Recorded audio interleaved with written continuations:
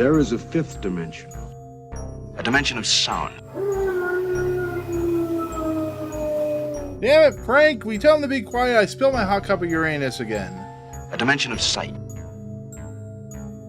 Hey, Arch. I'm gonna sock you in the puss. A dimension of mind. Nan Adams, is that you?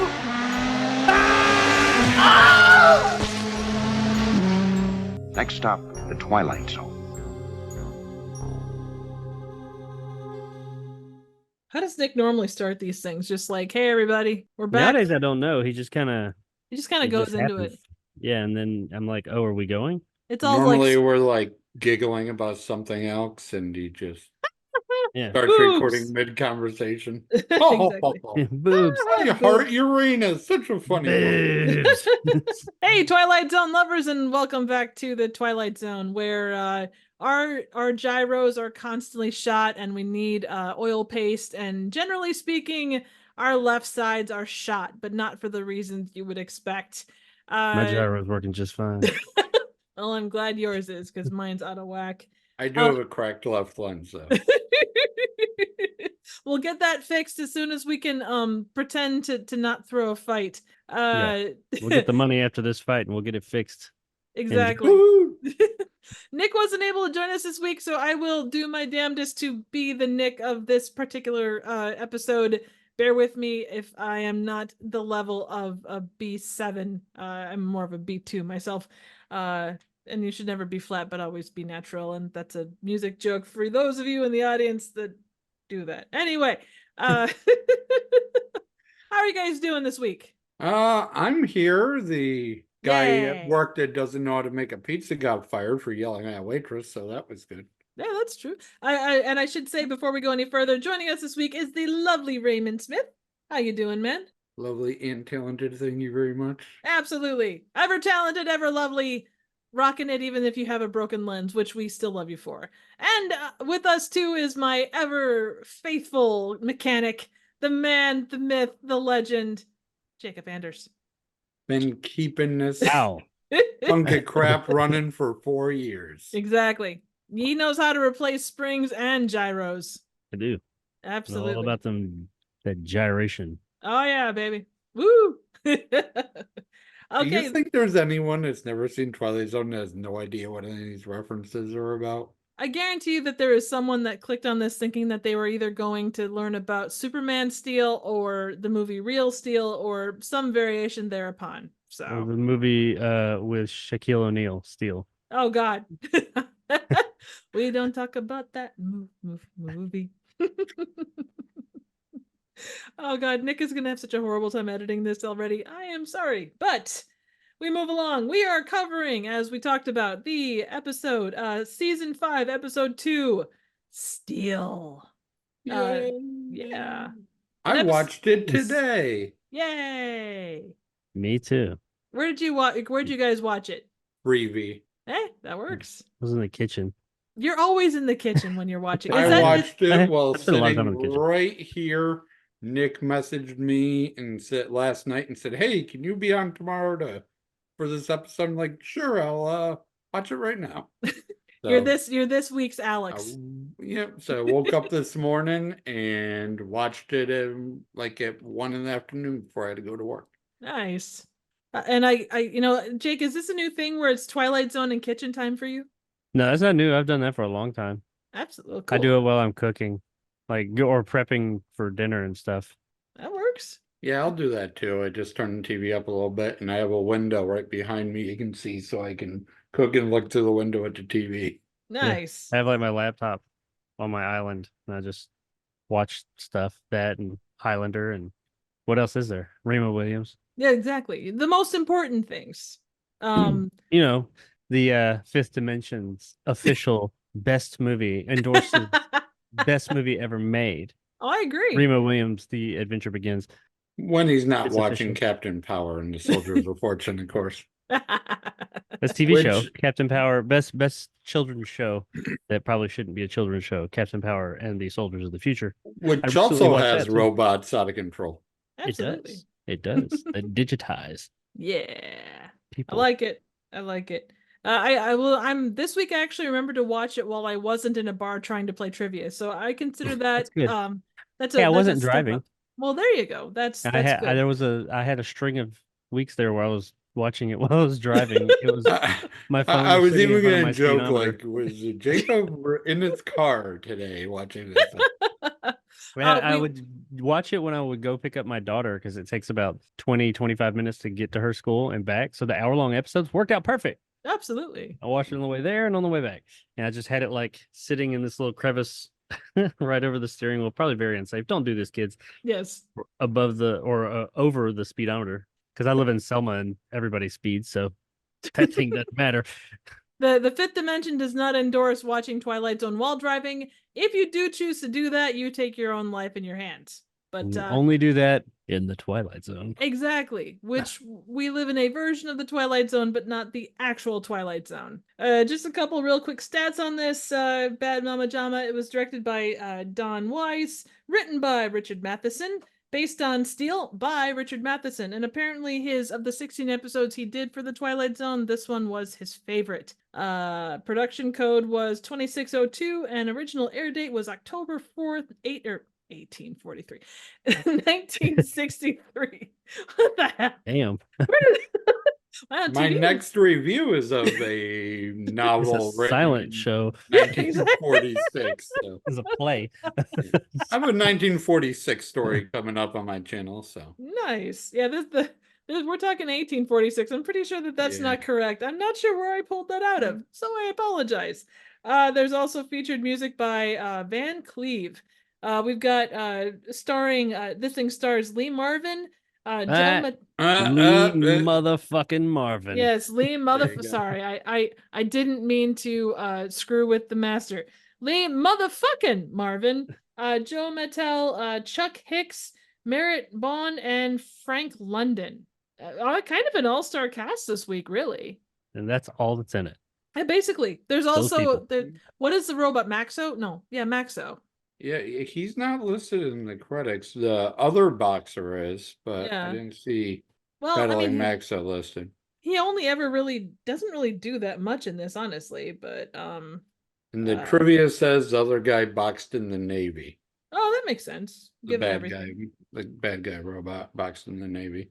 He was pretty badass.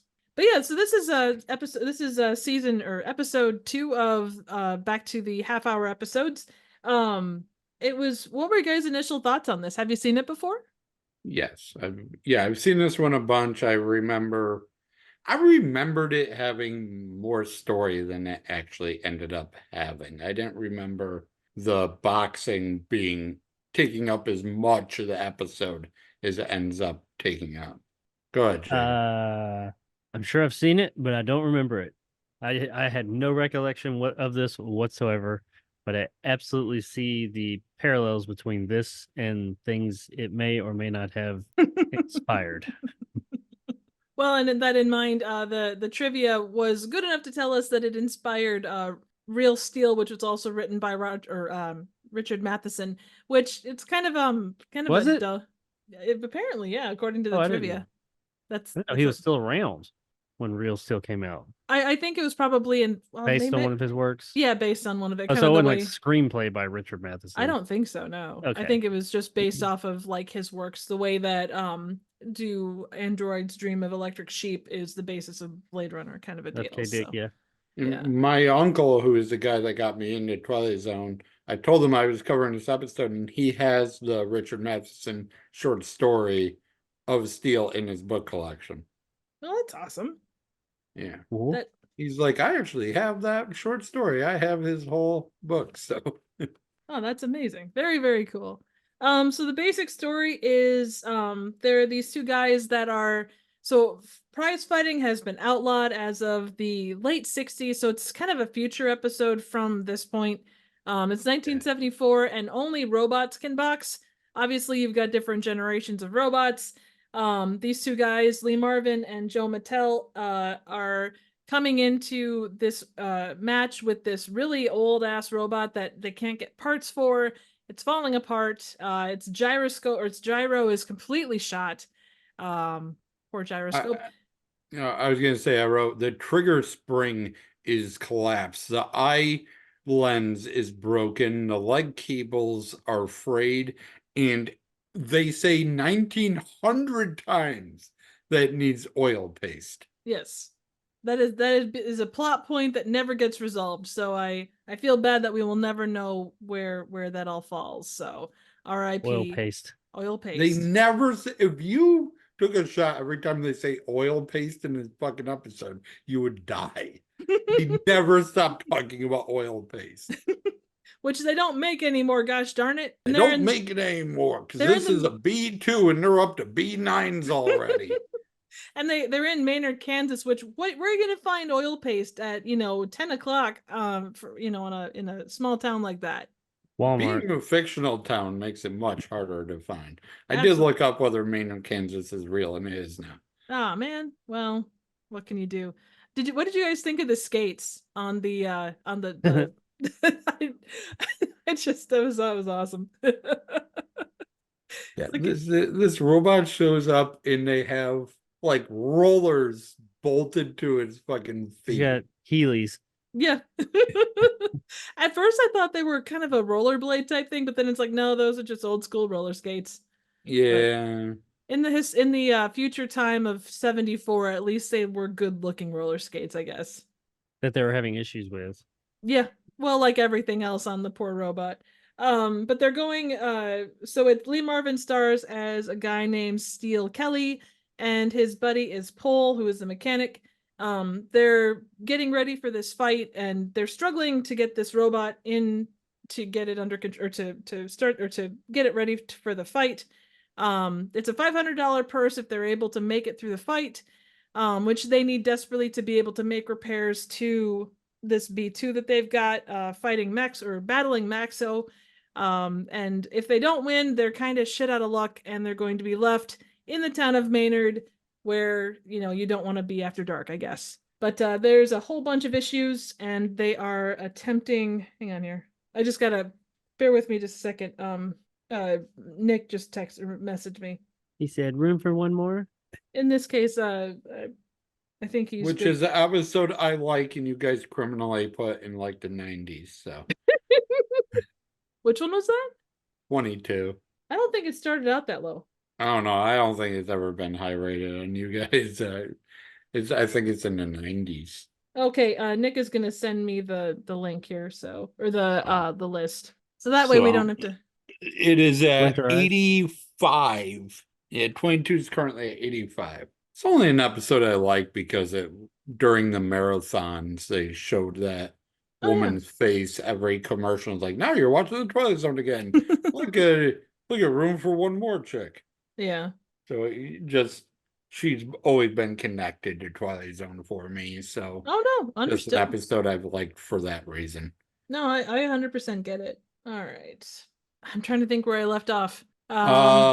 They are very upset that their robot needs parts. Right. And they're Alright. about to Oil run it paste. through. Yeah, it needs oil paste, and they're about to run it through the paces to see if it works. Right. That's where you got to. Right. So after they go to talk to the head bitches in charge and find out like what their things are, they decide, or they go down to their room, and they're gonna run their Maxo through his paces, and he's doing okay until all of a sudden he's not, and his damn arm gives out, probably because he was too busy having fun, and so we're left with the option of, do we try and fix the damn robot? Which they try to fix the damn robot but they only make it worse, as you would expect to happen in the Twilight Zone. And then a very, very extreme decision is made, and that's a halfway point. But you know what? I just got thinking about Jacob. We don't have Alex here this week to tell us that we need to do the opening narration, so we should probably have you do the opening narration. Man, it's kind of early. You think? Oh, it usually happens early in the episode. I mean, I just got us to the halfway point with the general description about how things It's a were little working, early in so- the runtime here to be doing a opening narration. I mean, you guys insist, I guess. Obviously, Jacob's totally prepared and has it pulled up. He's just Absolutely. concerned about Yeah. the episode length and stuff. And Yeah. it's nothing to do with his lack of preparation or anything Hey, like the that. man is always Yeah. prepped. You never doubt the man's got preparation through H. Yeah, dude. Okay, so we see them carrying something through the area, and turns out to be a fighting robot. Yeah, that's long. Jacob, what does Mr. Rod Serling tell us about what's going on? Exactly. At his little table over here where he just looks like he's like, I'm here, guys. Sports item, circa 1974. Battling Maxo, B2, heavyweight, accompanied by his manager and handler, arrives in Maynard, Kansas, for a scheduled 6-round bout. Battling Maxo is a robot, or to be exact, an android. Oh. Definition: an automation resembling a human being. Only these automations have been permitted in the ring since prize fighting was legally abolished in 1968, right before 1969. Yeah. This is the story of that scheduled 6-round bout. More specifically, the story of two men shortly to face that remorseless truth that no law can be passed which will abolish cruelty or desperate need, nor, for that matter, blind animal courage. Location for the facing of sad truth: a small, smoke-filled arena just this side of the Twilight Zone. Yeah. That was wordy. That Not was really very wordy, wordy. just long. Yeah, that's what You she said. literally had to read a dictionary definition in there, so. Yeah. I love how they stick with robot as compared to robot. Like, isn't that just like a dialect thing for him? I think so.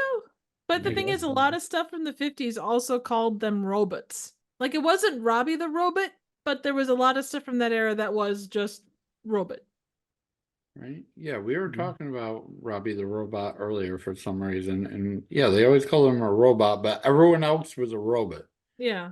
Again, I do think you're right though. It has to be kind of an Eastern thing or maybe something in that respect. But so when it comes to just I guess back to this stuff, when it comes to Steel and his mechanic, with what they're trying to do, like, did you guys kind of have an idea of where things were gonna go based on where we started?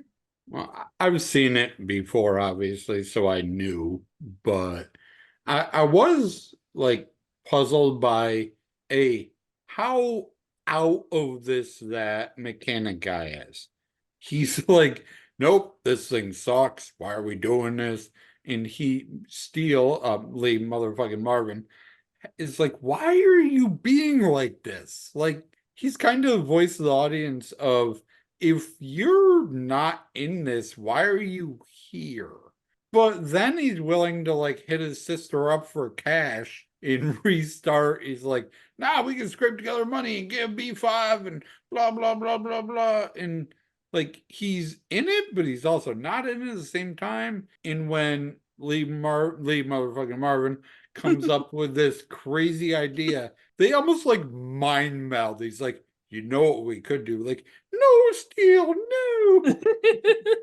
Like, he knows way before the audience does exactly what this crazy dude is thinking. Oh, absolutely. You know what we could do? No, Steel, don't do it. Yeah. Could Like, break for lunch immediately, and like, just talk about other options, but I guess not. And he that doesn't is even one. let him finish his sentence. And he's like, you know, we could. No, we can't do I this. feel like they've had this conversation before. He's like, God, let it go, man. Let it go. You can't do it. I have a conspiracy theory. I think that Lee motherfucking Marvin decided to screw up the robot, just so he could actually like be the main bout guy. Because at this one point, from a genuine perspective, Lee Marvin was a previous prize fighter, and he probably went over to the next best thing he could do after fighting was outlawed.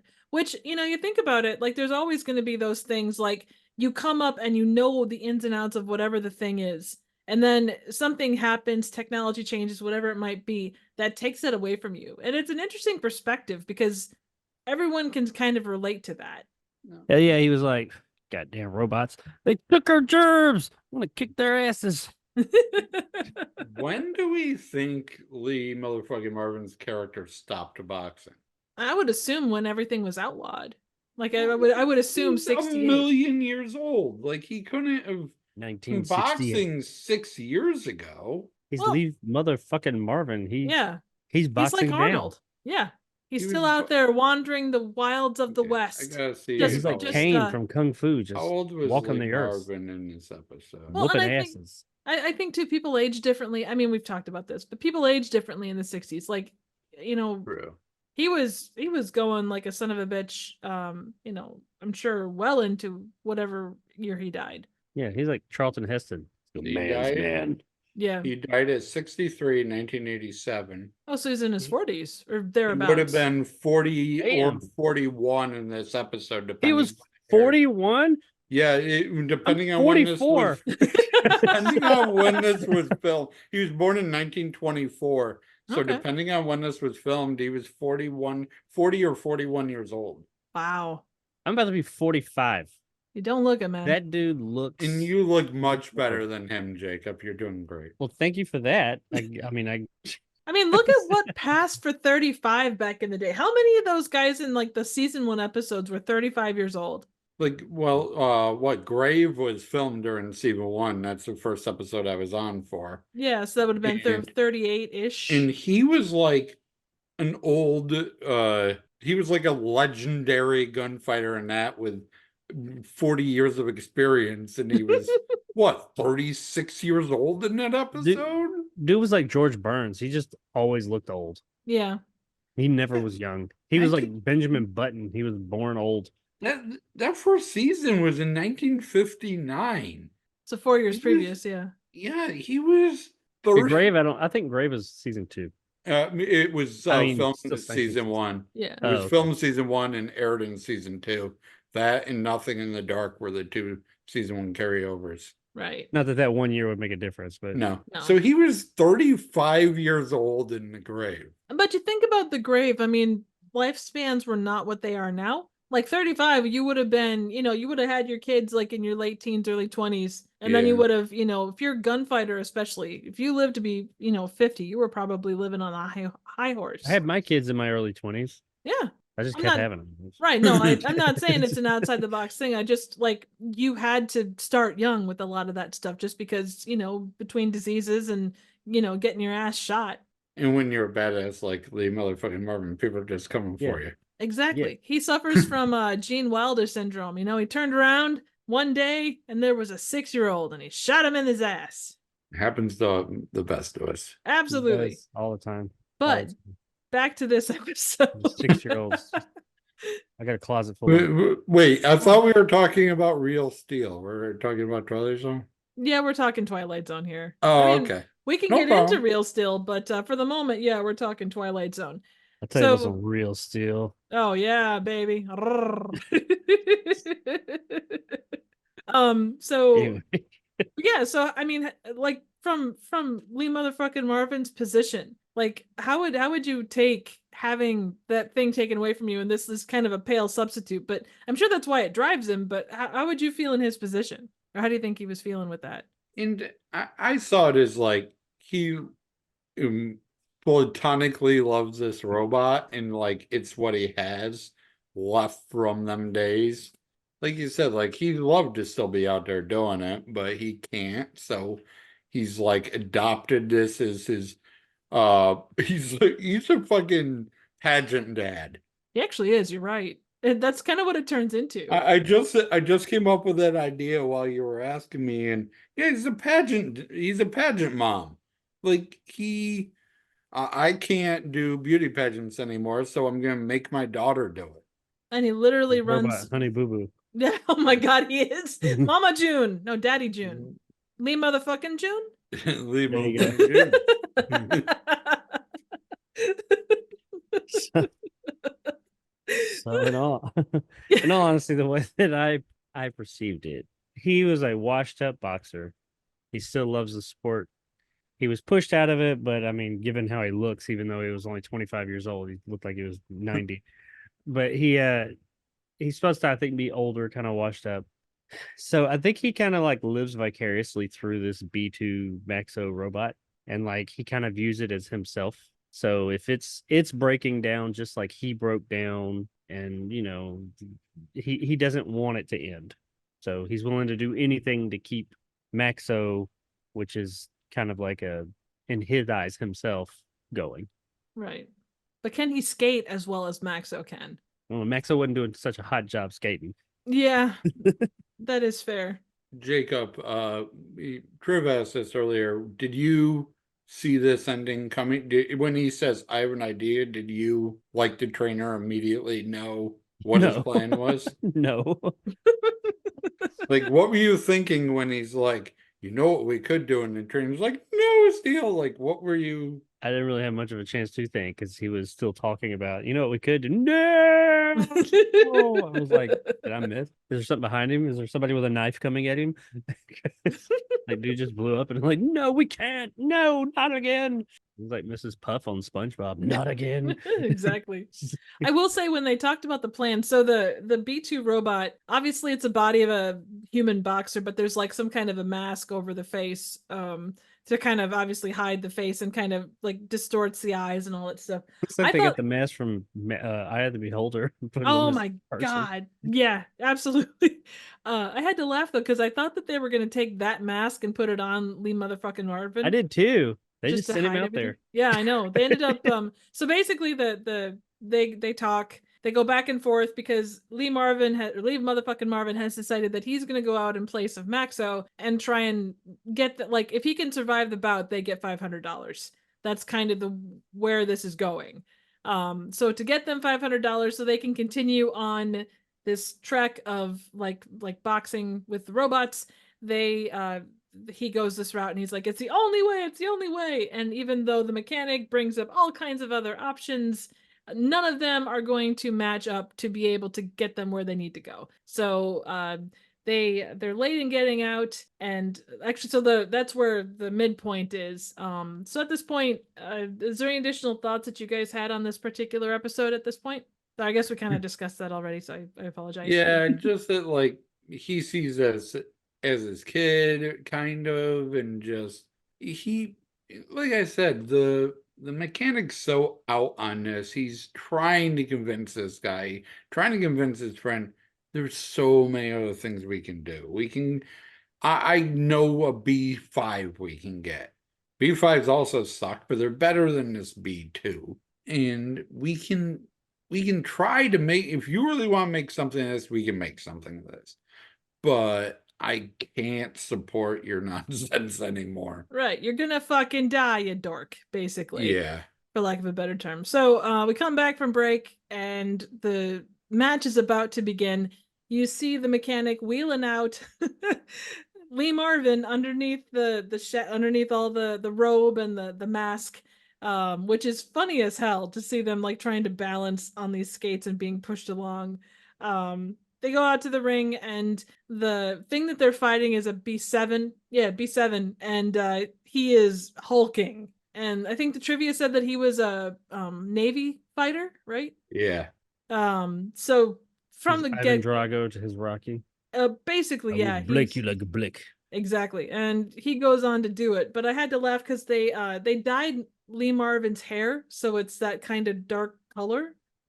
So that way I suppose they're trying to hide him in plain sight because they have to be able to fool the promoter, which nothing ever comes of that. It doesn't come up in conversation, but it is Well, still they say that the promoter doesn't watch the fights. yeah. Because if when he was talking to the promoter in the beginning, it's like the only one that saw me were these two guys, and they never even saw Maxo's big title fight. So obviously they don't even watch boxing. So I'll be fine. That's kind of what we're supposed to Right. believe, that these are soulless people that just are in it for the money, which we'll get into. Absolutely. But they just don't care about boxing like he does. They don't care about the craft, man. Yeah, they The care art. about the butts and seats, and that's kind of it. You Which don't I care will about say, money. Capitalism. exactly. Woo! Okay, so the promoter and the head guy are not watching, so Lee motherfucking Marvin with his dyed motherfucking black hair is able to make his way to the ring on roller skates with his mechanic. They get into the ring and he comes face to face, or face to chest more likely, with this gigantic hulking robot that's a B7, and the fight starts, and it ain't a pretty battle, put mildly. He puts up his best fight, but ultimately his ass is beaten into the mat, and he's actually it actually had blood rolling down his face. Like, I was kind of surprised, especially for the 60s. Not that you wouldn't get that in movies, but the fact that you get that on like normal TV. In the Probably because of the crowd, box, like a the sports. crowd event. hated him. Oh, absolutely. Half the cast on IMDb for this is the crowd who yells at him. Absolutely. They call him Rattling Maxo. Hilarious. Oh yeah, it's right on. I tell you too, like from a staging perspective, they did a really decent job of making it look like a decent sized arena when obviously it was probably only like a regular sized soundstage. They worked the lights Yeah. enough and everything, so it looks like a decent sized And space. all the crowd people, all the yelling crowd are from different angles, so it looks like you're in did it like different Rocky. parts in the. Yeah. Yeah, it looks like they're in different part of the arena when they're probably sitting 2 chairs over. It's the same people. They're just having like groups of them. It was like, all right, you guys all move over here now. Yep. Yeah. Exactly. And they did some Dutch angles in there too, which was nice. Very Dutch. Yes, we do like the Dutch angles. We are pro Dutch angles in this house. But fight comes to an end. Lee motherfucking Marvin tries to take out the guy from behind. He turns around and cold cocks him, falls to the ground.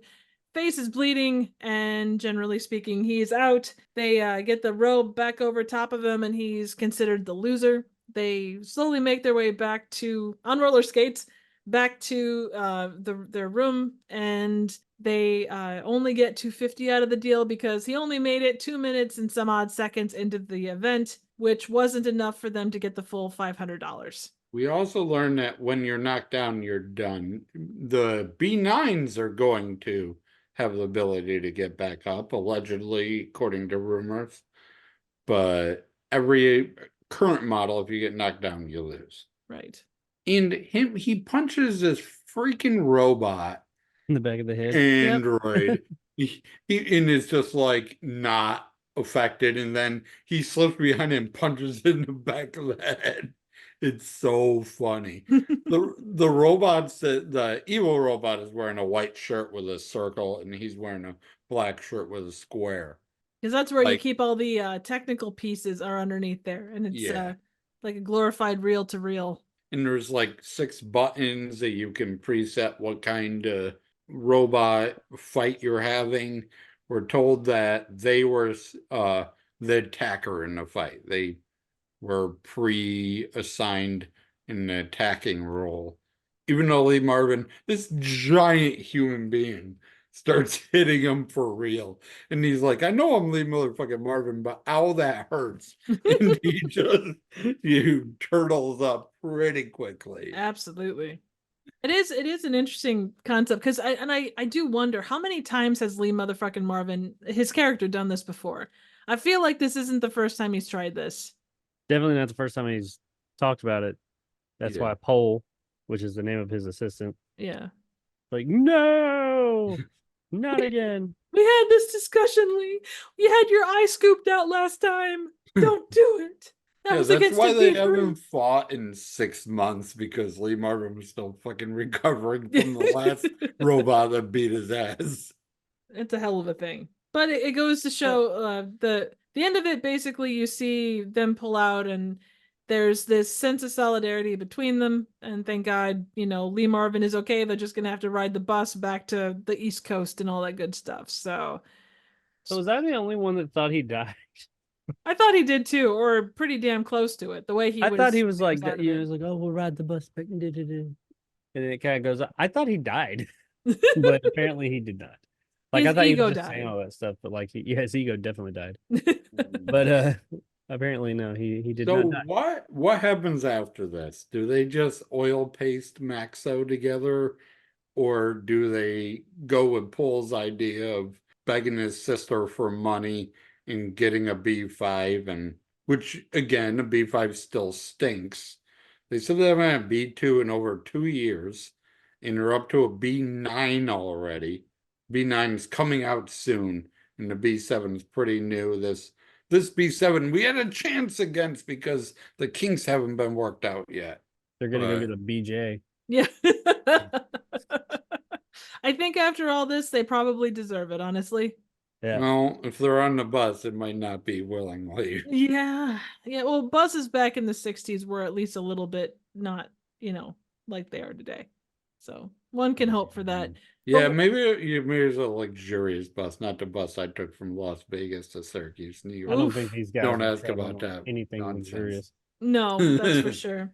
Yeah, that does beg the question though, like with this, like definitely absolute failure, not even failure, but just fatal kind of loss. I mean, like I said, death to ego, all of that other stuff. Where does that leave motherfucking Martin and Pole?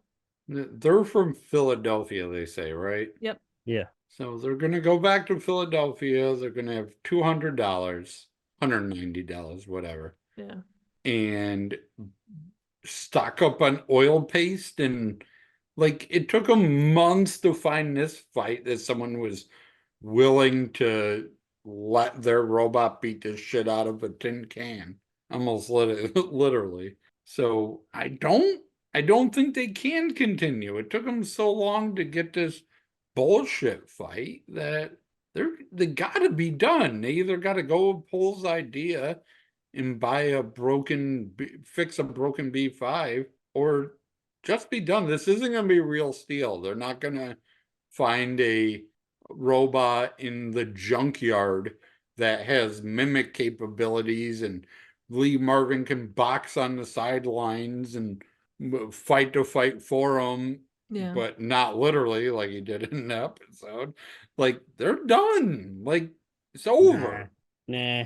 I think what happened, because they're in Philadelphia. They got in one little fight and their mom got scared.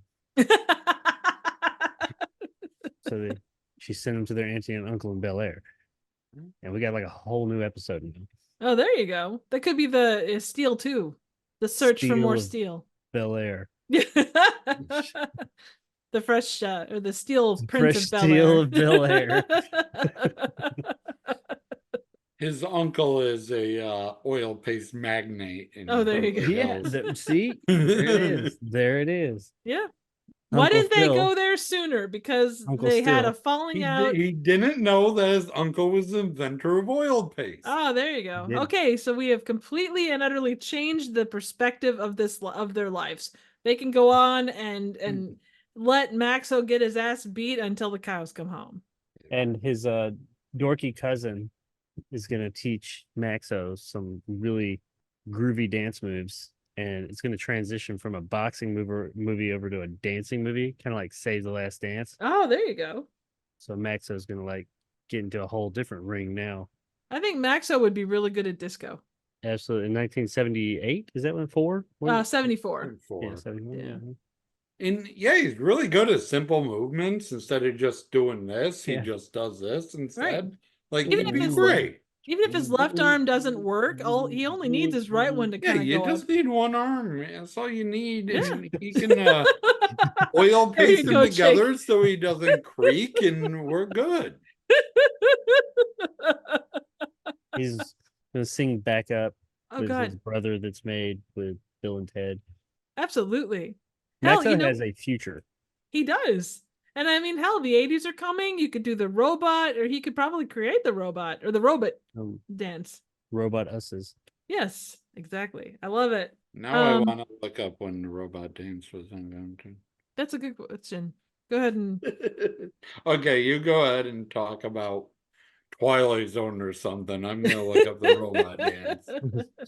Twilight guess- Zone or something. So I guess so the way that it ends, it kind of pulls out and you see Pulls out. Pole. Yeah, it pulls out. It pulls out from Pole, holding Lee motherfucking Marvin, and they talk about like there's the I guess go ahead and get to the closing narration, and then I'll ask my question. Oh, yeah. We're there. I knew that. I know you did. Never a question. Portrait of a losing side. Proof positive that you can't outpunch machinery. Proof also of something else. That no matter what the future brings, man's capacity to rise to the occasion will remain unaltered. His potential for tenacity and optimism continues, as always, to outfight, outpoint, and outlive any and all changes made by his society. For which 3 cheers and a unanimous decision rendered from the Twilight Zone. Yeah. So I have to ask, and maybe I'm just a cynical asshole, but I can't say Yes. that was the message that I got from this. Like, it's a good episode, I think, as a base, but like the idea to pull away from this, that, the triumph of the human spirit and, despite of losses, and maybe it's just then versus now, but I don't know. What did you guys think? Even though we like to pretend that Battling Maxwell became a breakdancing champion, but he just got thrown in the scrap heap. He's done. Like, I like to think good things happen for these people, but there's no reason to believe that the way the episode is left. No, he got knocked the fuck out, man. His spring in his arm flew across the room. Oh God, that was hilarious. The boing of that was so comical. Boing. It He's didn't like, belong why in did you this break serious of him? an Like, I didn't episode. break him. He's been broken for 4 years, dumbass. Why didn't you tell me? I did tell you. Boing. God, that was such a great sound effect. I love that sound effect. It's something out of like Looney Tunes. But it did not fit the episode whatsoever. This episode's like, it sounds bonkers, but it's actually fairly serious the whole time. But then Yeah. you throw in this Looney Tunes sound effect in the middle of like this serious moment. Like you've said before, it's a look at a man who's lost what he had, and he's trying to hold on to his youth and what he had as a career, and it's introspective of the ending narration tries to say that it's like a human spirit thing, but then you just have a point. Yeah. Boing. Exactly. By the way, what do you think the world record for the most people to do a robot dance at one time is? I'm gonna guess at least 10,000. Most people at once? Yeah, most people at once doing the robot, and they have to do the same 500. dance. 500. 318. Really? That's it? Yep, in Australia, the Robo Gals. There was some record who? done in. They're called the Robo Gals in Melbourne, Australia. Oh, It's they a said the world robo record. gay ass. Like, I don't think we can say that. Probably not. Probably There was good. something, I thought it was in China, like they had a whole bunch of people all lined up doing Like the flash some mobs? dance. Yeah. No, flash that mobs. was no, it was Thriller. That was prisoners in a prison in China. Oh, was it? Oh, Yeah, okay. that was it. It was prisoners in China doing the Thriller dance. Well, there you go. It's not the At least robot they're by any keeping means. Yeah, how do I know Spirits these high. things? You know what? Random trivia sticks with all of us in one way, shape, or form. Yeah, but you're just like, oh, there were these Chinese people dancing. Like, I know the video, I know the context, I know what happened, I know Those where were- it happened. Like, It's one of the prison camps over by where they shot Mulan. yeah. oh God. Like, look at us, put us in your movie. By the way, the robot dance became popular in the 60s, but dates back to the 1920s when it was a mimic of mannequins. Well, I could see that. That makes It sense. started as a mannequin dance and then became popular in the 60s with its highlight on HR Puffin stuff in the 70s. Yeah. Yep. No, I could see that. HR puffin stuff. So I guess the way that this thing ends, what did you guys think at the end of the episode? Whether length or kind of the overall way that this ended. I was glad not to be watching hour-long episodes anymore, honestly. Yeah. I know Jacob liked them because he can watch half on the way to pick up his kid and half on the way back. There's And something to do. Yeah. but man, some of them drug, and this episode is so short that like 5 minutes of it is boxing. Like there's more boxing in this episode than there is in Rocky. Like, Okay, so I'm going to cover a lot of topics here because we Go haven't for really it. talked about what we thought about the episode. So I'm going to work that in here too. No, no, But no, please something do. That's what I was kind of coming to. So I yeah. want to springboard off of what Raymond said there about the hour-long episodes. While I agree, I did. I mean, I liked some of the hour-long episodes, but there were some that was just like, come on, guys, let's get it going. This doesn't need to be an hour. I feel like this could have been a stronger episode had it been an hour. Could have been. I didn't say it would be. Right. Could have been. I feel like a stronger narrative could have been written and executed with more time because this episode felt like really fast. I It was like, did. oh, the 24 minutes is already 24 minutes is not long, but it felt like it was over really quick. Yeah. Like it. They didn't screw around. Like I said, Yeah, Nick but sent me a message last night. I didn't see it till 11 o'clock this morning when I'm getting ready for work. He's like, hey, can you actually do it tonight? And I just put it on, and by the time I have my shoes and pants on and have my lunch in my belly, episode's over. yeah, is very fast. That's how, but it felt rushed. It felt like it was just like moving, but not necessarily in like a snappy way, but just kind of like we don't have enough time to fuck around kind of way. Right. So that's why I'm like, maybe that extra 25 minutes could have given them some room to breathe and could have improved things. Overall, like the first half of this episode where it was building up and like we're learning about the world and the robot thing and how their robot was messed up. It had some goofy moments, but I was cool with that. I was like, all right, I'm on board. I mean, I wasn't like blown away by it, but I was like, all right, I'm interested. You've piqued my interest a little bit. But then when it gets into the whole thing about him standing in for the robot, I don't know. I was kind of not affected by that at all. I was just like, oh, sure, he's gonna get his ass kicked, or it's Yeah. gonna be like a situation where he barely ekes it out. I mean, I don't know. I didn't find that very inner. It didn't hit you. It didn't tug your heartstrings. It didn't go to the No. cockles of your heart. No, my cockles were not touched, unfortunately. But no, Ah. it didn't really touch me in that way. I kind of lost interest at that point. I mean, I was still there. I was watching it. It was fine, but honestly, I didn't really gain a lot from this episode. That being said, I understand, and part of it may be due to the closing narration. I think maybe the closing narration kind of had some revisionist history on the episode for me because you read it and it's like about their capacity to rise to the occasion and remain unaltered, potential for tenacity and optimism, all that. The human spirit. I was like, oh, okay, yeah, I see that. I can see that, but I didn't see it while I was watching it. Right. You know what I mean? It's like I feel like these closing narrations are supposed to be recaps, not eye openers. I feel like what you've seen should already speak these things to you, and if they Mhm. don't, if you need a closing narration to explain that to you, then I feel like they've done something wrong. I didn't really get that. So I guess ultimately I like the message that they were trying to convey. I'm down with that message. I think it's a good message, but I don't think they did the best job of actually conveying said message. Yeah. It's not an awful episode. It's not terrible. It's not like, four of us are dying or anything like that, but it's just kind of middle of the road and probably the higher end as far like lower end of middle of the road for me. It didn't really do much for me. It had a decent setup, but that decent setup just didn't really go anywhere for me. I could see that. It's I just think kind of that- I there. can see what you're saying about like maybe it being longer.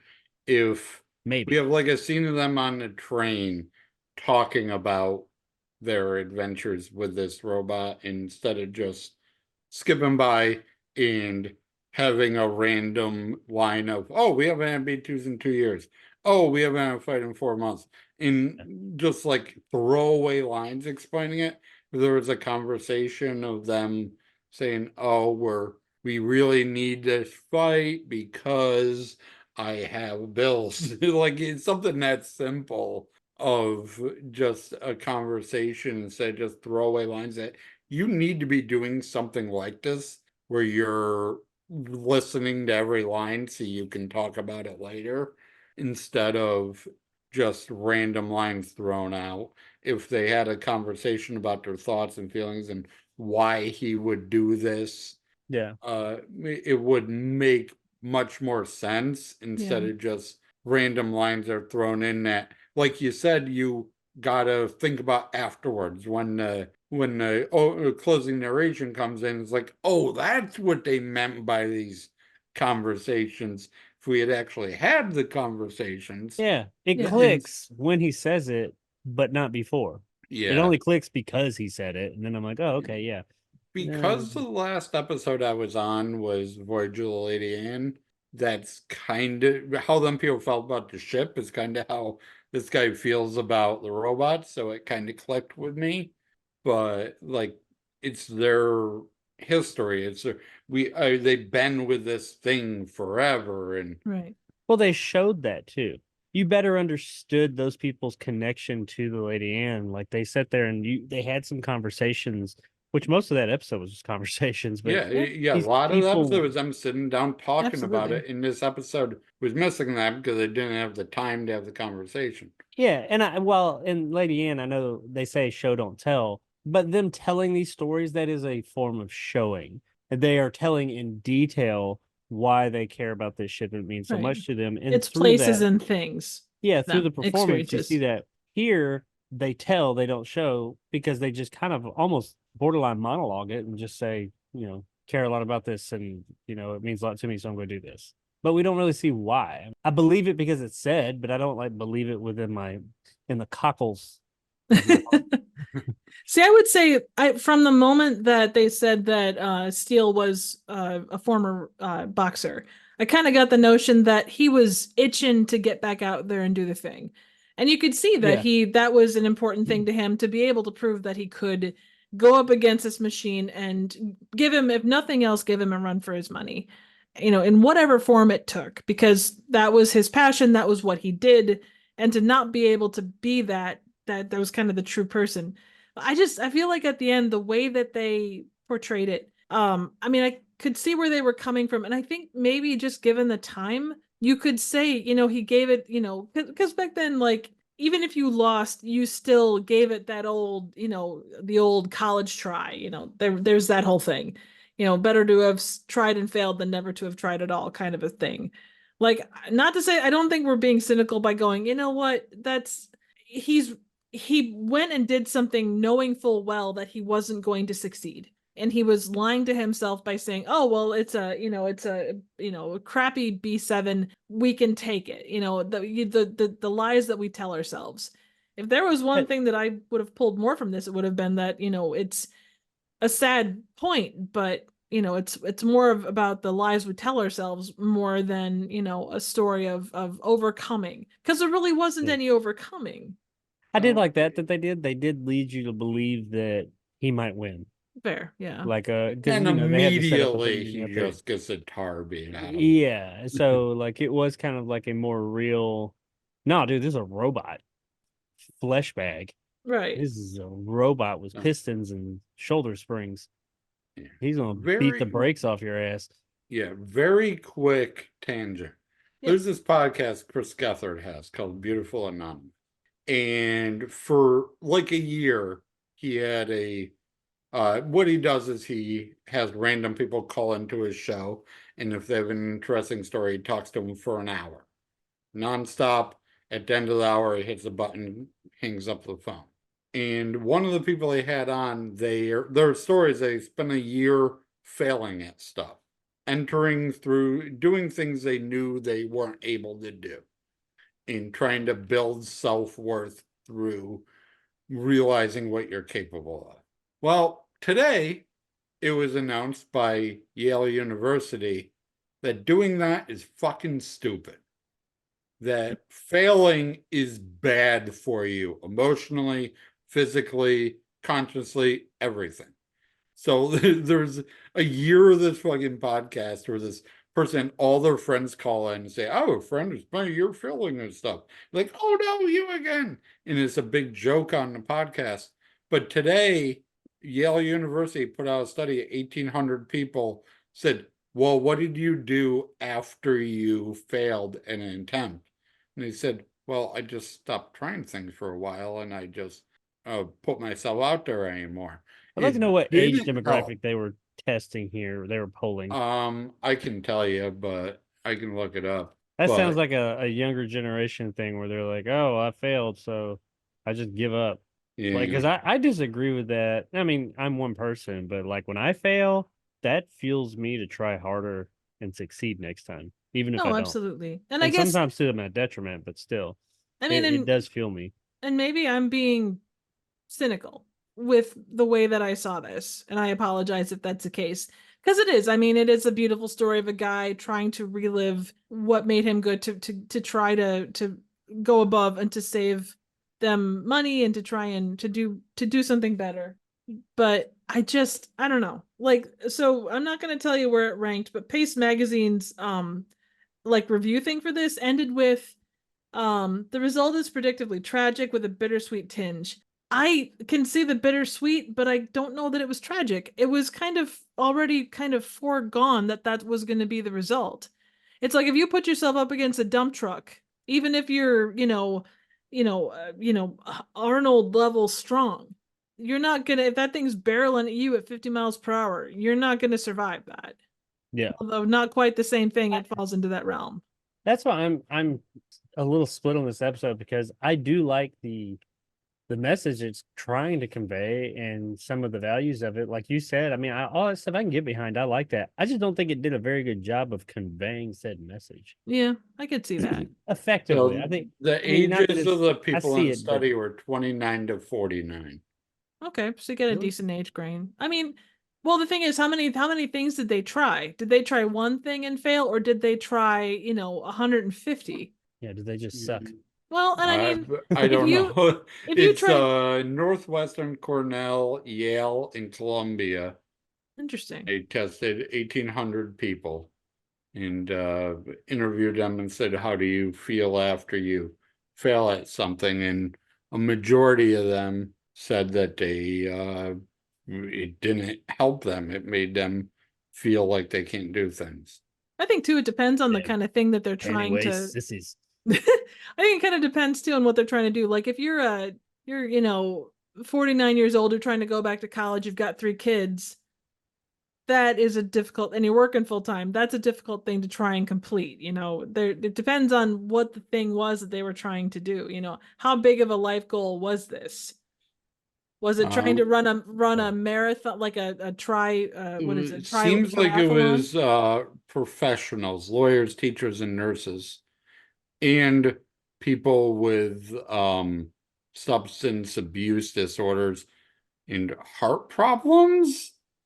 Oh, well, that's interesting. So they They like fail at something to took, die. So I mean, Yeah. yeah, I don't know. But I'm off the fucking No, rails now. that's okay. But it reminded when you said like, oh, the failure might help them double down. It reminded me that I today saw this study and I sent it to Chris Gethard because he's been at war with this person, jokingly. Right. No, But I yeah, gotcha. he was in joking war with this person who failed at stuff to make them improve. And now there's this new study that came out literally today that says that it's not actually good for you.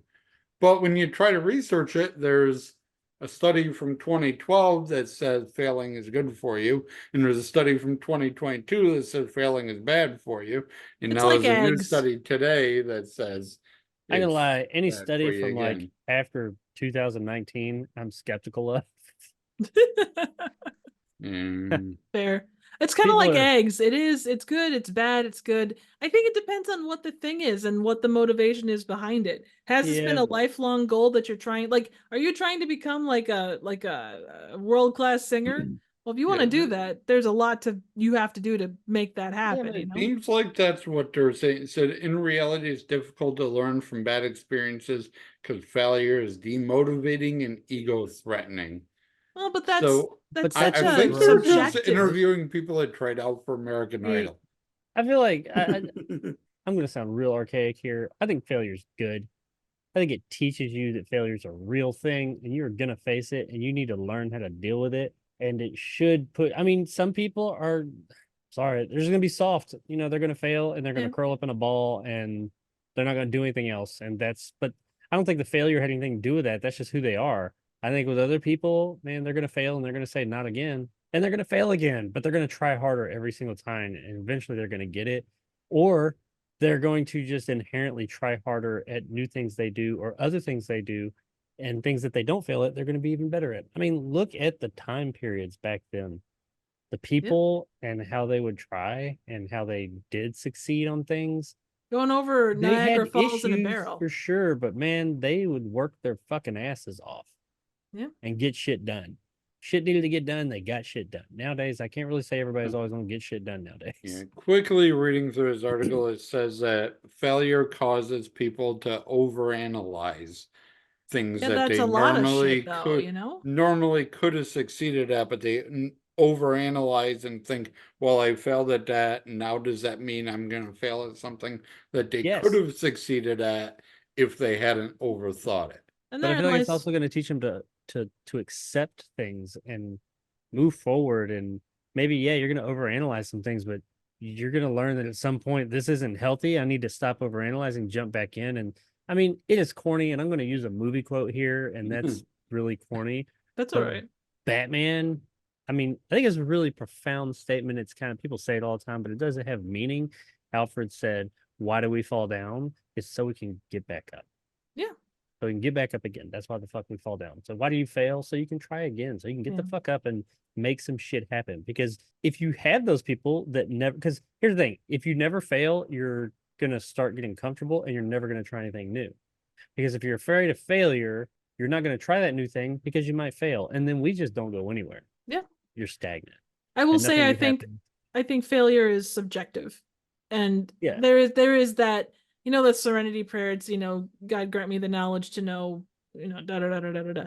This Yeah. is, I apologize offhandedly, I can't remember it. But like the idea of, okay, I failed at this thing 7 times, but like it's the logical thing that, you know, as a, I don't know, overweight, you know, 40 some odd year old person, am I ever going to make it to the Olympics? I could go, you know, to hell and back again and do the thing. Is it practical for me to try to do that? Well, it depends on how important that is to me. Do I have the resources exactly. and do I have a basis to be able to do that? Well, I've got asthma, I've got this, I've got that. No, I probably If can't. fucking Jimmer Fredette can make the Olympics, you can. Right, How much do you but I'm want saying, it? That's- right, I'm how just much do you saying. want it? How much are you willing to put into it? Is it going to I'm be a just thing? joking. No, I no. just wanted to know. make fun of Jimmer Fredette No. because he's the That's okay. But, you know, it's one of those things where it's it's just as much practical as it is anything else. You want to do this thing, you have to put in the time and effort to do so. Yeah. You know, and with Lee Marvin specifically in this, like for all the stuff that he wanted to do, was he ever going to beat that robot? I don't know. I mean, chances are probably not. But is it worth him going forth, continuing to do what he did, you know, with a broke ass robot that they can't find parts for? I don't know the answer to that. And he may not have ever beaten the robot, but I don't even think it's all about that. no, it's And this not. is what I mean when I'm like, I like the idea and what they're trying to say. It wasn't that, I mean, yes, of course he wanted to win. If he could, he would, and he's going to try every time. I think he knew he would probably not win the fight, but he was not going to be beaten himself. He was not going to allow himself Right. and his robot to be beaten by just giving up. He was not going to give up. No, He I wasn't get going to that. lose in that respect. So you might beat me, but I'm going to keep on coming. Right. You can kick my ass, but I will get up every single time, and you're finally going to get tired of whooping my ass. Right. What I'm doesn't not kill gonna you give up, makes but you will not be stronger. broken. And that's Rocky. That's like the theme of Rocky. Yeah, I mean, Rocky lost. He lost, first but he survived the whole fight. He said, I want to prove I can go I can do toe to it. toe with the champ. Yes. And he did what he was out there to do. He hit hard. In Rocky Balboa, Rocky 6. He's like, it's not about how hard you get hit, it's if you get hit and get back up. Absolutely. And he And tells I us, feel like a lot of people nowadays get hit and they're down. You know what I mean? yeah. They people don't have that, oh, it was too hard, and they just give up. And that's sad that that's a failure. failing on their But that's part, you know? exactly, there you go. It's not the failure. It's not failing to do something or failing at something. It's failing yourself. Yeah. That is something. Yeah, I agree with that poll or whatever. Yeah. If you're a failure, if you yourself are failing yourself, yeah, that's probably not good for you. But you know what? I You got work some in other food issues. service, and the turnover is insane because if someone does one bad shift, they're just done. They're like, nope, I fucked up a burger. That means I can't do this. That means I'm not working here anymore. Yeah, either they. Yeah, I worked in it for years. Yeah, If Jacob, they don't you get said you worked fired, the employees fire them, make their Yeah. lives miserable because they're half-assing stuff. They get taken off schedule, stuff like that, or they just fall into this rut where they're like, "Oh, I screwed up and I can't do good," and they just can't get that out of their head.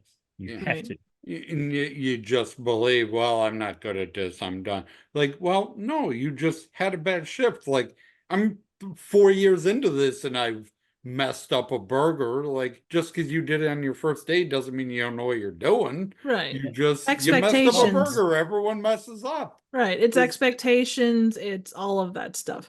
But interesting conversation, but we probably should move How does it have on. anything to do with this? Yeah, I mean, it has something to do with this. It but does. It does. It It's an does, interesting because Other than it's conversation. about the failure Yeah. and about Yeah.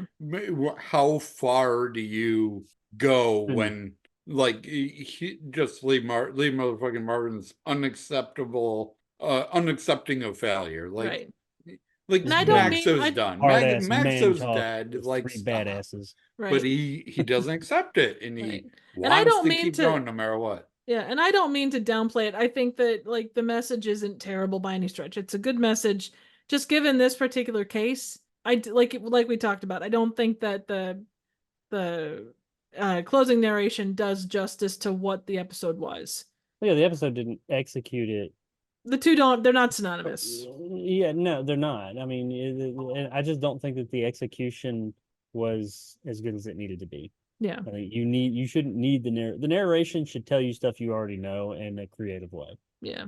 It's like like when you're reading a paper or you write a paper in high school, college, whatever, the closing paragraph is just reiterating everything you've already said. So there should be nothing in the closing paragraph for the most part, unless you have like some thesis or something that your reader doesn't already know. It's just highlighting those things. And I understand the closing narration of the show is usually a little bit more cheeky or more introspective, but it's still the fact that when he said that, I was like, oh yeah, it kind of like opened up my mind to that. I'm like, I feel like, I mean, that's cool and all, and I like that because I remember when I was getting to that point, I was like, this episode's not really doing it for me. And then I heard that and I was like, okay, I like that idea that they're trying to put out there. I was like, but why did it take to the very end, the ending narration for me to get that? I should have already gotten that. Right. You just kind of wish that's the episode you just watched. Yeah. Absolutely. I wish what you said is what I had just watched. Yep. Same. All right, gents, it's time to talk closing or ranking list. No, yeah. We're talking the ranking list, which is Rod Serling's favorite part of our podcast because clearly, he talks to us all the time and tells us that he enjoys. Actually, I apologize. There's one more thought I had on this. And this is random, but I was thinking of the Mighty Casey when I was watching this. And obviously the Mighty Casey is kind of the opposite end of the spectrum, but like of these two episodes, how do you think that they reflect kind of the idea of robots in that era? The Mighty Casey was more entertaining. Yeah, I would I know agree. people hate on that episode, but I enjoyed that episode. It was fun. It was more jovial. It knew what it was. Yeah, it's a comedy episode, and it's like, Yeah. oh, he had a heart, and that's why he fails, or whatever. The and- oil can on top of the backboard of the bed that he was laying in still just gets me. I thought that was great. It's like never referenced, but there's like a little oil can sitting there. It was full of oil paste, Jacob. Yeah, it was their oil paste. They should've Casey gotten was a together. B1. Yeah. Oh, 100%. And he was a bad B1 right there. I mean, in a good way. Like, he's a bad motherfucker kind of a deal. He's like Lee Marvin. Still better than humans, but as a robot, kind of stinks. Yeah, but that's okay. All right, so ranking list, which is the number one thing that people stick around for, and the one part of this that we are absolutely amazing at.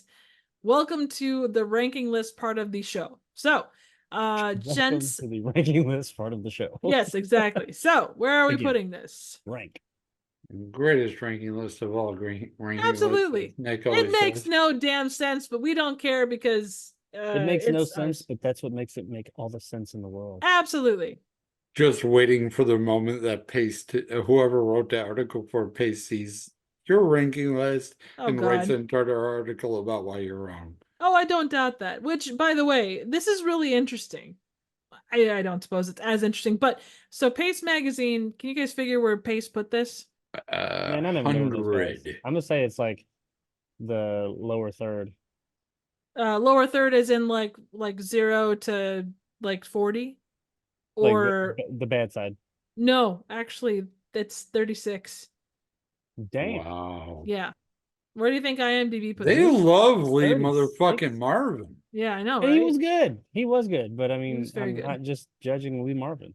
Right. Motherfucking Marvin. Like he played the part well. There wasn't any real bad performances to speak of, but yeah, the overall No. episode was a little What we didn't really talk about. I know we're trying to get on with this, but No.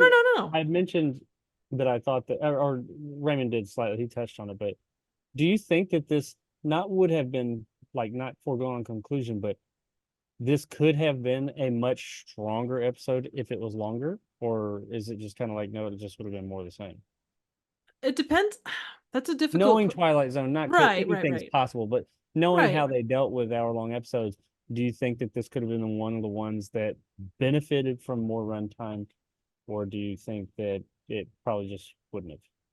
And you know those episodes where we were like, well, if it was between like 24 and 50, whatever, 52 minutes, it would have been perfect. I would say it's probably one of those that if it had fallen in between those, like 45 or 38 or whatever, I think you could have used more time to talk about it.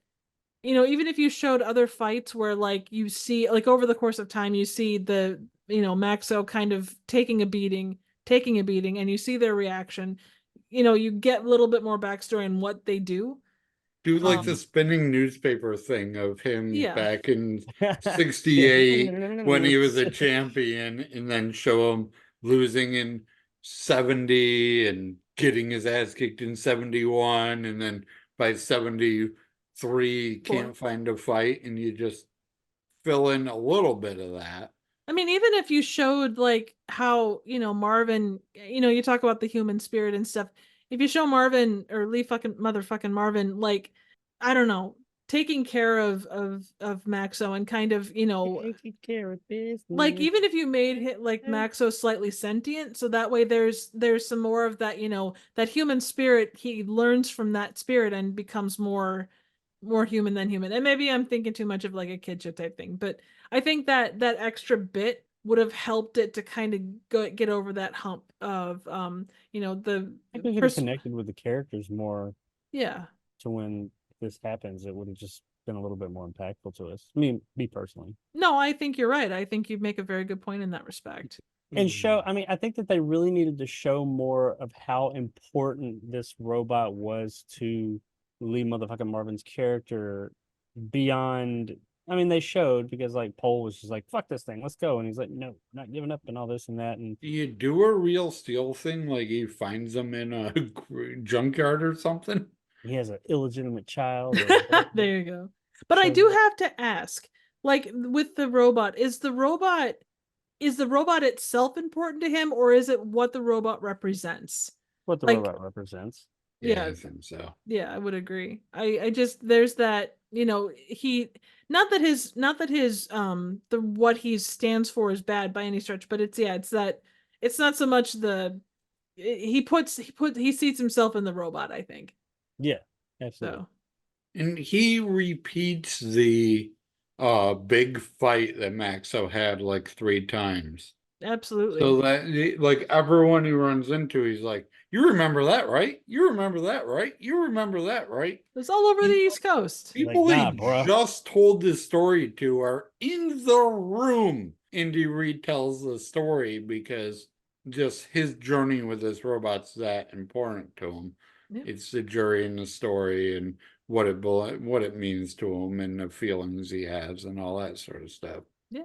There is one other thing, and I know we touched on it briefly, but like I think and this is just as much for Jacob as it is for you, Raymond, but like being that we've been through the 4th season and we've seen what people do or what they did with our episodes, do you feel like the way that you judge these episodes has changed? Being that you've seen it as an hour format and you've seen it as half an hour format before that, like you do question more kind of what could have been done with an hour format? Yes. Yeah. Yeah. I mean, like, I Especially think this I close. started off by saying, like, and I'll remember this before we start recording, but it seems so short. Yeah. Hmm. Like, after watching, 16-hour-long episodes, and I watched Praise for Pip a couple weeks ago. I didn't watch it today, but so it wasn't in my mind. But watching all of them hour episodes and kind of judging whether it was needed or not, and then you get to this, and it's a 22-minute episode. 5 of them were a boxing match, and you're like, wow, you're rushing through episodes now. Yeah. So it throws in, I'm sure as the season goes on, it will change and it'll seem like Twilight Zone again. But for this episode, it did seem rushed, and let's get all the info out there. Go, go, go, go, go. When, as much as I complain and Nick complains about the dragging on, when you don't have them parts, it feels like a different show. It feels like Yeah. something missing. Absolutely. Yeah. Having this close of proximity to it as well, being only the second episode after we went 18 episodes of an hour long, I do notice it more that, oh, well, that was quick. It's like I'm predisposed at this point because for the past 18 weeks, I've been watching hour-long ones, so now I am predisposed to expect longer. So when it's not, I'm kind of like, oh, well, that was short. But it also, not even that, that's understandable, but it has added a new question in there or a new point of concern is like, could this have used the extra time? Yeah. How would it have been if they had done this or that? Because prior to season 4, it was rare that I was like, this needed more time. I mean, there may have been like a very small handful of episodes, Mhm. but it just wasn't in my mind. So it was just like they had 24 minutes. That's what it is. There's no ifs, ands, or buts about it. But now I've seen that okay, they can do it in 50 minutes too. Sometimes successfully, sometimes not. So now that's a question with every one of them thus far. And that'll probably wear off a bit. A few like we get to like episode 5, it'll probably be a little bit more normalized. But Yeah. I think that Yeah, I said the some same episodes that's thing, always gonna be a man. Like question. you got so trained to what could they cut out. Now you're like, what could they extend? And Yeah. like Yeah. it's gonna be like that for a couple of weeks until you're like, oh, we're watching Twilight Zone. It was season 1, 2 of Twilight Zone again. Well, and I think we covered this in the recap, but I wish that it was a thing where, and obviously, like every episode or every show has its format, half hour, hour, or whatever it might be. But this would have been, I think the 5th season would have been good if they would have been able to have like, a couple of those episodes that would have been an hour format to be able to accommodate the story. Or But maybe I like a part suppose, 1 and part 2 yeah, something to like make that that. hour. I don't know how that would have worked with just Last comment on that before we get to normal. our list here. Yeah. Have you, in the 80s Twilight Zone, have you watched any of that? I rarely, Very little. yeah. Since the Because 80s, in very the little. 80s Twilight Zone, some weeks there was one 30-minute episode. In other weeks, there were two 15-minute episodes. Wow. That's Tales weird. from the Crypt did that a couple of times. Yeah. So they would have a random episode that was 5 minutes long and then have a 20-minute episode in the same episode. I remember they had one, I think it was the 80s, might have been the 2000s one, but a girl is at college. She's like, whoa, I hate studying. I'm not doing nothing. And her closet lights up, and her history book she threw in the trash can reappears on her desk again. And she's like, well, I guess I probably should study for that test. And they're like, whoo, she's going to be the first female president. And that's the whole episode. It's like 3 minutes long. And then we go into a fucking 20-minute Twilight Zone episode. But it's like time travel from the future, go back, make sure that the future president still becomes president. It's 3 fucking minutes long, and then we have a regular episode. Yeah. It was that's- so weird. But how that's they the thing did though. There's like, because we've talked about that, and then we'll get on to the ranking here in a sec. But that is the thing. Like that we've run across so many episodes. Oh, this would have been great as a 5-minute concept, or this would have been great if it was, 22.5 minutes long or whatever it might be. So there's Yeah. always that. But the one other thing I did want to bring up was IMDb ranking on this. What do you guys think that was? Any ideas? I know it's Usually the decent. opposite of paste. I liked it. Yeah, I think it was middle of the road if I remember correctly. But It was 116. wow, See, Yeah. that's more in line with what I was thinking. that's I mean, what I not thought awful. pace At was gonna 156. be. Yeah. All right, gents, where are we gonna put this Lee motherfucking Marvin led episode? Are we thinking like lower half? 83. 83? I sing it's not far off. I mean, where is It is a robot episode. it is? Because I mean, obviously you can't compare this to the Mighty Casey, but where is the Mighty Casey? Oh, Mike is Before way the- down, like 120 or something. Yeah, it's on down there. Is it that It's far down? like, no, it's pretty far down now. It's 102. 102. Shit. That's surprising. It's gonna end up being 120 by the end of the show. Well, I wouldn't be surprised. I mean, it had good leads. It had the general story. It moved at a decent pace, but like you say, it felt like it was rushed. Would it go someplace like around the Lonely 81? I like I was looking at that too. I like the Lonely more than this. And Okay. I was And- looking around there too. Changing the guard, I really liked the changing the guard's message, and I thought it did a better job of conveying said message. That's why I said I sing the body electric. Oh, got it, 'cause got it. I sing the body What- electric was kind of Was that the maid The or the grandma one? nanny? Yeah. Yeah. it was Robot Nanny. a little sappy for me, and What I thought it was had a- in When the Sky Opened? That was one Which of the was what? season 1 ones. Like, was that the one where they land? They think they're on another planet, but they're actually which Is one that when the sky, opened. Opened? was hang that? The on. one where they're in the beds and they're slow at like time, where the universe is correcting itself, Let me check here. and like they go Mhm. get the beer for like 5 cents, and the guy's in the phone booth and like disappears, and When the sky opened that's where the people disappear from the newspaper and the 5-cent beer and such. yeah, and like Oh. nobody remembers them. Like he'll be like, Yeah. "Oh, such and such made it back with me," and they're like, "Who?"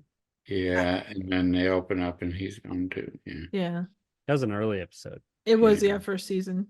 I liked that episode. That was one of my first episodes. Yeah, Yeah. I still liked it. Mm. I mean, I think the mirror was the Cuban dictator, right? Yeah. Yes. In Arrivals, the plane, he sticks his hand into the Mirage Right. thing. I like it better than both of them episodes. Yeah, that's what I was. That's what I was. You know thinking, what? I'm good putting it around where the body or I sing the body electric. So you want to put that above or below? too. I think it should take place as this. I sing 83? Body Electric, but that's. I mean, No, Mhm. I think that makes sense. It's Yeah, I'm not a big fan of changing the guard like Nick wasn't because Nick didn't like the suicide aspect of that. But yeah, and that's I understandable. think the Lonely's better. I think Escape Clause is better. Oh, Escape Clause is way better. Yeah, so yeah, somewhere around, yeah, Yeah, it's I'm good gotta with. be the 83.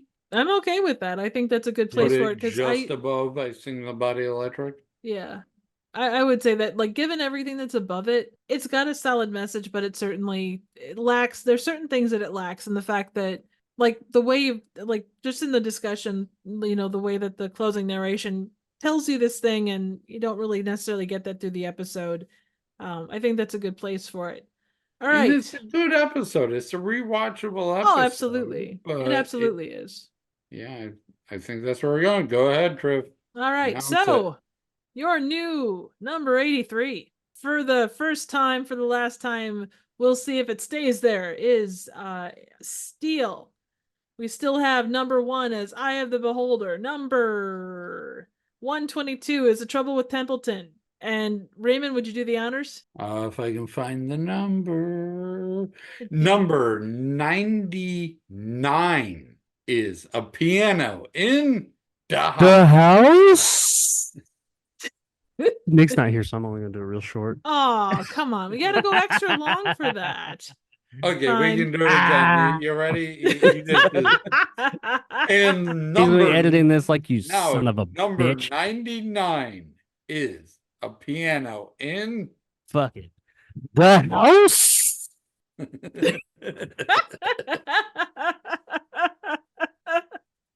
He's still Love going, you, folks. Nick. I didn't get a breath that time. That's okay. That's all right. Okay. You know what Nick's Next. thinking right now? I can't believe you guys are recording for this long and hang on, I need to look up what the next episode is. Why did you let Ray talk for 20 minutes about a failure study? You know what? That's what he's thinking. You know what? I thought it was interesting, and he can trim out whatever needs to be trimmed. Nick, we love you, and you know how to edit this shit by now, and you know how much we gab, especially in Trim it tangenty. up. Where is Trim the all of it up. Trim it fucking off. list? God damn it! Oh, okay, let's see here. Other media, TV history. Okay, we go. Son of bitch. Okay, so I should probably retake that whole bit, or not that whole bit, but okay. Ooh, up next week is a classic of massive proportions. It made it into the Twilight Zone movie, and it stars a absolute master of the class, or the master of the God's sake. Blah! It stars a master of the technique. Fuck's sake! It stars a Star Trek dude that we know very well, Mr. William Tiberius Shatner. It is Nightmare at 20,000 Feet, directed by Richard Donner. Which, holy balls, that's a big one. It is? It's directed by Richard Donner? Yeah. Well, Oh, wow, wait. I did Yeah, not know no, that. it absolutely is. That's crazy. I talked to someone at work today and said I'm going to be in a podcast talking about Twilight Zone, and they said William Shatner was on that show, right? Yeah. So this is episode everybody that knows what Twilight Zone is knows about. Absolutely. This I mean, next week. classic fear, classic Twilight Zone movie part, and classic episode of the series. I don't know. Do you guys think it could possibly off-seat or unseat number one? Nah. No. Not number one, but I think it'll be on up there. Top 15 or 20? Yeah, definitely. Well, we shall see. So, Raymond, thank you so much for joining us. As always, it is an absolute pleasure. Oh, Please, goodbye. no. Tell us what's up next on your channel. I am working on Timescape, aka Grand Tour Disaster in Time. Ooh. Jeff Daniels discovers that the renters in his inn are time travelers who travel to watch disasters that happen through history because they live in a perfect society where nothing bad ever happens. So they go on tourist trips to watch bad things happen. I feel like that was a Justice League deal at one point or another. Like that was it's based on a 1946 novella written by the woman who wrote What You Need episode of Twilight Zone. Oh my gosh, what are the odds of you talking about that on a Twilight Zone podcast? I know. Oh my god. Oh my god. Yeah, she wrote that episode. She also wrote this movie. In the novella, the meteor that strikes town carries with it a plague that wipes out almost all of humanity. Oof. What is this? I feel like I've seen this. Timescape with Jeff Daniels, aka Grand Tour Disaster in Time. I'm sure I've seen that. I wouldn't be surprised. You've seen like But everything. it's based man. on 1940s. I watched Dreamscape the other day. Shit. Oh, I think I reviewed Dreamscape. I love Dreamscape. Yeah, Just watched it on like HBO. Yeah, all the time when I was a I kid. definitely reviewed Dreamscape. Nice. Have All you right. seen that one, Drew? I feel like I've seen bits.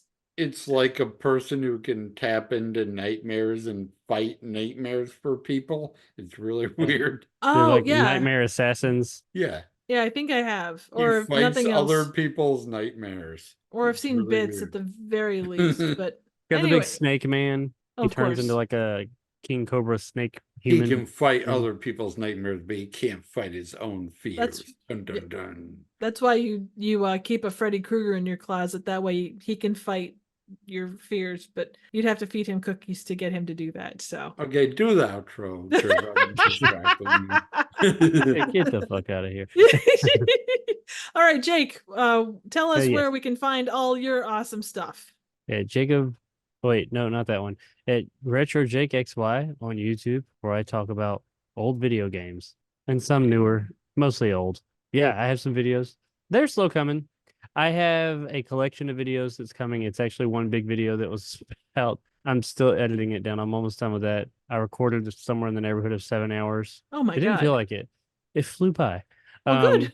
But editing that down is taking its time. That's probably going to end up being 3 different videos. So part 1, 2, and 3 of me rambling on. So if you like that, if you like hearing me ramble on about things, feel free to come on by. Dulcet tones of Jacob. Yep. Come for As the soon as I gab. get it all edited down, like the base video itself, recorded video edited down, I'll know where I can like cut it, and I'll release the first one, and then probably do like one a week or every few days or something. Nice. So that is coming soon. I'm hoping that by next week I'll probably have a more accurate time I'll be releasing that. Fair. Come for the gab. Stay for Jacob's awesome face. Yeah. As for me, I've got a review coming up for the it was made in I think 98 or 2002, and it was just released here within the past year and a half. Scream Queens with Leanna, for God's sake, Quigley. Linnea Quigley. Sorry, brain's not working. You can do Scream Queens with Linnea Quigley. Blech. Anyway, make sure to check out all of for fuck's sake, why can't I think tonight? Make sure to check out all of Nick's content. This posts on Movie Emporium, so he's got a bunch of new stuff that's dropped. Don't hold it against him that he's reviewing The Acolyte. I actually enjoyed that. I saw the first 2 episodes. It was pretty decent. Oh, what? I haven't seen it. I'm going off what everybody's saying. I just know that everything I've seen about it, everybody says is terrible. So I was like, well, I guess I didn't mind it, but I guess I don't. I can't watch every Star Wars thing that comes out. I got to get out here and watch Doctor Who I've missed. So. Oh yeah, no, it's a pretty solid season too. But definitely check out all Nick's stuff here on Movie Emporium. So with that, the lot of us and your semi-stuttering host, I'm Triv. That's Raymond. That's Jacob, and we are out of here. Okay. Sorry.